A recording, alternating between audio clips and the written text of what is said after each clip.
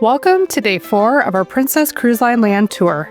My name is Casey, a travel advisor with Marvelous Mouse Travels. Follow along today as we get to ride the Princess Cruise Line domed rail car. We will be making our way from Denali Park to the McKinley Princess Wilderness Lodge and enjoying all the sights through the beautiful panoramic windows. I woke up and said goodbye to our great view of the park.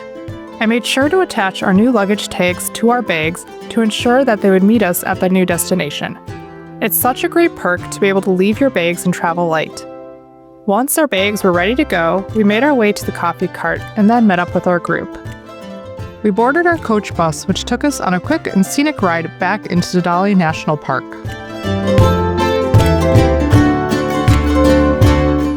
The train station is very close to the visitor center. It was such an incredible feeling coming around the bend and seeing the train waiting for us. This was my first time on a train and something I've dreamed of for a while now, and I was so incredibly excited. In our packets we received in Denali on day 1, it had our train assignment and seat assignments. Once we found our rail car, we quickly boarded and made our way past the dining car and up a somewhat narrow staircase. This took us up to the second level for the perfect vantage point. If you have mobility concerns, don't worry, as there is a lift to accommodate and get you up to the second level. We were greeted by our host and the conductor and were soon underway. Breakfast and lunch were offered on board. With our tour, we had meal vouchers included. But if you don't have a meal plan or voucher, you could opt to pay a la carte and enjoy both meals.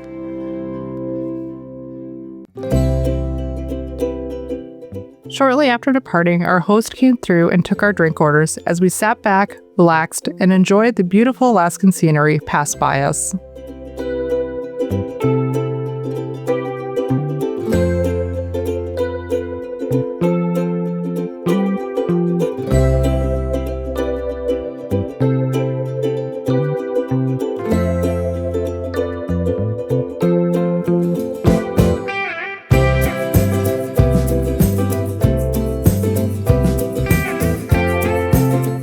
After a while, I got up to explore. Since we were the last car on the train, we had an uninterrupted view of the tracks behind us.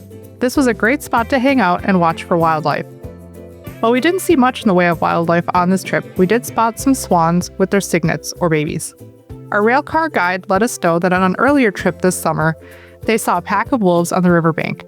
It's definitely a good idea to keep your eyes open. You never know what you will see. We soon passed the highest point on the Alaskan Railroad at 2,363 feet.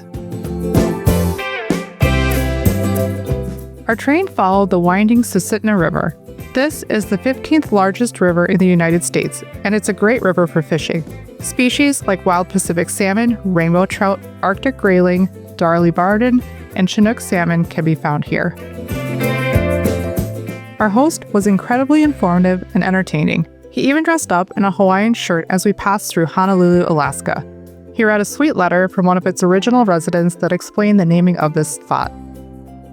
We then made our way to Hurricane Gulch. The bridge is 296 feet above Hurricane Creek and spans a full 918 feet, which makes it the longest and tallest bridge on the Alaskan Railroad. The train slowed to a crawl as it eased out over the gorge to allow for photos and time to take in its vastness.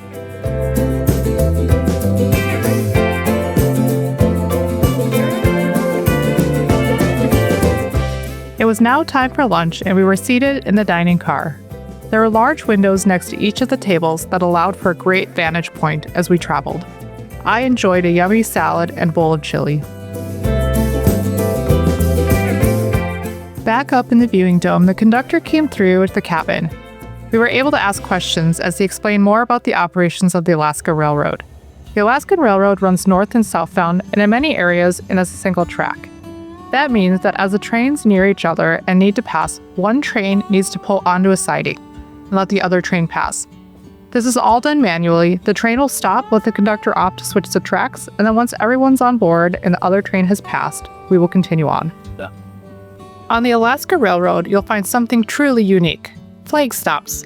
Out here in the wilderness, you can actually wave down the train to hop on or off, giving locals and adventurers access to cabins, trails, and hidden spots you can't reach by road. It's one of the last true flag stop rail services in the U.S. It's a one-of-a-kind experience that feels straight out of Alaska's frontier days. And of course, there are fun souvenirs available for purchase to remind you of your time on board. We wrapped up our train ride with another great view of the Susitna River before we made it to Talkeetna. Talkeetna is a quirky little Alaskan town with just over 1,000 people, sitting where the three rivers, the Chulitna, Talkeetna, and Susitna rivers meet in the Matsu Valley. Its name comes from a native word meaning river of plenty, which feels fitting when you see how much the area has to offer. Once the train stopped, we took a very short bus ride from the train depot to downtown Talkeetna, where we took some time to walk around and explore. Talkeetna is best known as a jumping-off point for the Denali climbs and epic sightseeing tours, but it's also full of cozy lodges, local art galleries, and fun eateries where you can swap stories with locals. The town's historic downtown looks like it's straight out of the early 1900s, and the community keeps things lively with festivals, bluegrass music, and even the tradition of having a cat as a mayor. It's the kind of place that feels both laid back and full of character, perfect for soaking in authentic small-town Alaska. Our stop here was short, and we made our way to the Talkeetna Ranger Station, where we found more information about Denali. After our exploration of the town, we met our bus for the trip to McKinley Princess Lodge. We received our packet for the next portion of our trip, complete with itinerary, room keys, and meal vouchers. I loved that we got a new packet for each leg of the trip, as it meant that I did not have to keep track of all the extra documents. The lodge is a 50-minute ride from Talkeetna and offers regular shuttle service from the lodge to the town. The ride was beautiful and peaceful, and after the excitement of the train, it was the perfect time to take a quick nap. We arrived at the lodge and made our way right to our rooms. Our building was newly renovated, and I loved the modern yet cozy feel. As expected, our luggage was waiting for us, and we were able to take a moment to freshen up and get ready for our next activities. Once we were ready, we made our way to the main lodge. There are shuttles that run between all the resort buildings to the lodge on a continuous basis, which makes getting around really easy. The lodge was beautiful and in full Christmas decor. Inside were special touches. Here we saw the North Star and the Big Dipper. One of my favorite parts of the lodge was the large fireplace and massive floor-to-ceiling window overlooking the back deck. On a clear day, you can get a full view of the Denali mountain range. Inside the lodge, you will also find a gift shop, restaurants, a coffee shop, and a nature center. Now back to the Christmas decorations. Today was August 24th and seems like a pretty ordinary day. As the story goes, on August 24th, 1912, a sudden and unexpected snowstorm hit Yellowstone National Park, stranding travelers staying at the inn.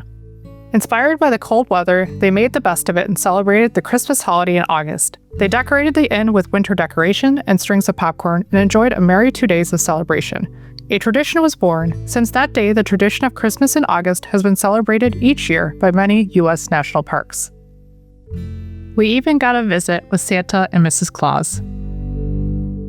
In the hallway to the gift shop is a wall depicting the timeline of exploration in Denali.